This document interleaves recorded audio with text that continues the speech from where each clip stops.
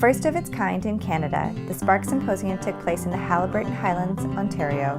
140 delegates attended to share experience and expertise on how to grow and sustain the performing arts in rural settings.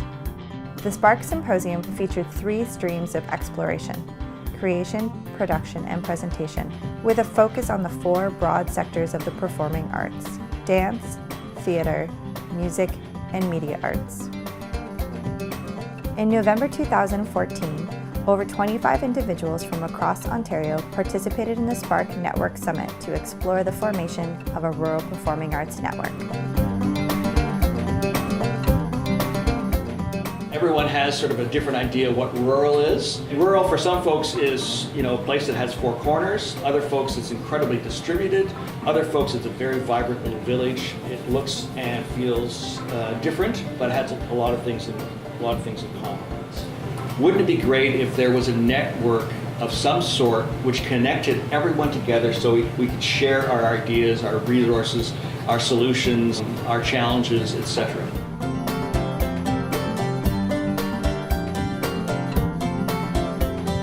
Our communities recognize, accept, and allow for collaboration to happen. We think a lot of the success is from the urban refugee, people who come with skills to a community, then a community says, yeah, go ahead, do it. What are the obstacles in a small world? It's financial, always. Audience growth, when someone then creates something, there's a little bit of, to work on the urban refugee, there's a little bit of squatters' rights and there's a little bit of territorialism. And passing the torch is not sometimes seen as what is critical to success for long term. Volunteer burnout. People involved in the projects becoming responsible for many different things, i.e. they wear many different hats.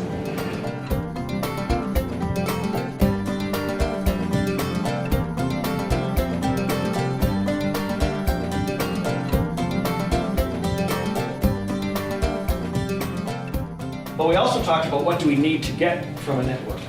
We're looking for effective communications from everybody involved in this network. And sharing information that people already have so we're not reinventing the wheel. A human library across the country of people who want to share. We don't need to save the world, we just need to make the world a better place in specific ways.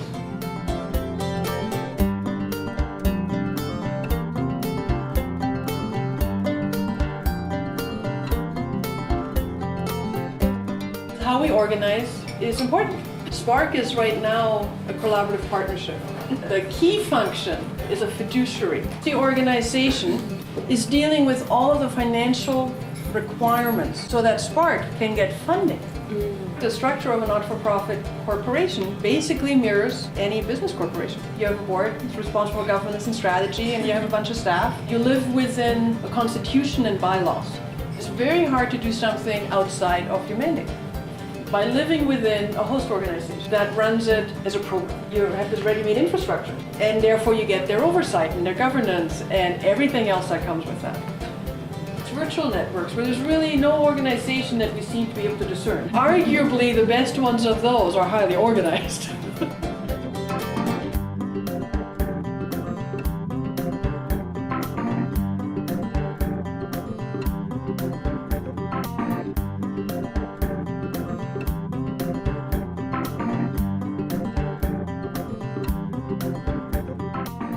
We're going to start with a group hug. Group hug. Okay. That's it. Thanks. So I guess our idea of a collaborative partnership was that there had to be some sort of SPARC Central, and then there would be an invitation out to any organization that wanted to be part of this Performing Arts in Rural Communities conversation. Whatever organization joined, they would have to designate a person that would be the face of the network. Having regional hubs so that we have people available to spread the word. And then there was a coming together face-to-face on a biannual basis, like the symposium. Why do we champion the not-for-profit organization for this network? We have autonomy and we are masters of our own destiny. A performing art network that impresses the government. We are a conduit for them for a deeper outreaching into the community, and we charge them a fee for that service.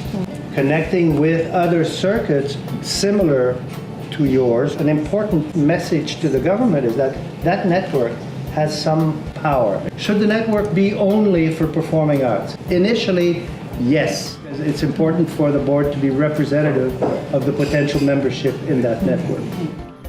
We're pitching for the program within an existing organization. We're pitching that we become a program of Kapakoa. We feel that it was about having a matching mandate. We talked about how to communicate about the network, so that's presentations, always talking about SPARC to other existing networks. The role of staff. So we talked about the provincial regions and that there would be representatives of those regions.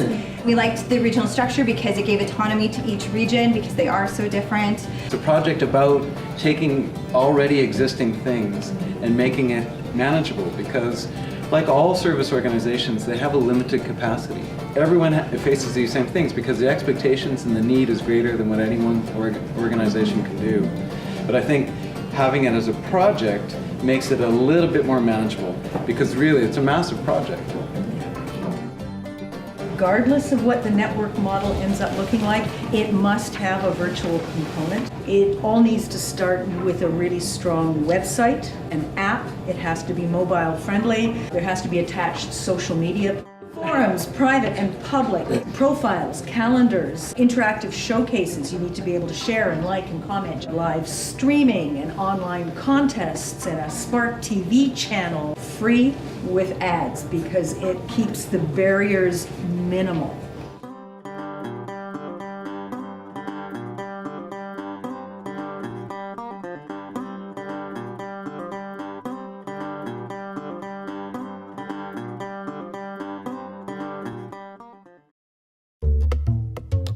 SPARC's Network Summit Outcomes. Focus on building an Ontario network as a first step and a model for other networks. Continue to connect with other networks and groups as part of the larger national SPARC vision. Remain as an organizational collaborative for the foreseeable future and focus on network development. 3 working groups were identified to reflect the 3 main objectives that the summit participants identified as next steps: symposium, outreach, and communications. SPARC's guiding principles: grassroots, collaborative, inclusive, sustainable, open, proactive, innovative, celebratory. Objectives: to create a vibrant network for the performing arts in rural and remote communities that is accessible, sustainable, easy to manage, and a vital resource. To sustain an ongoing process of identifying and sharing key challenges, innovations, and opportunities that impact the performing arts in rural and remote communities.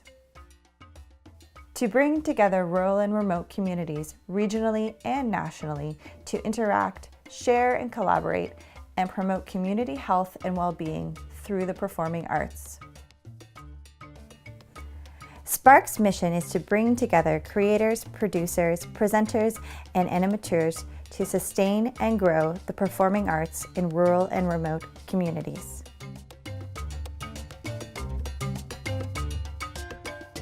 Over the course of the weekend, I believe we were everything SPARC has been and what it's meant to be. We created the beginning and the start of the foundation of a collaborative and very unique network model. We produced a series of next steps, and all the ideas and inspirations were presented skillfully by our co-facilitators, and everyone was very animated. To become involved in SPARC, contact admin@sparkperformingarts.com. Find us on Facebook, Twitter, and Instagram.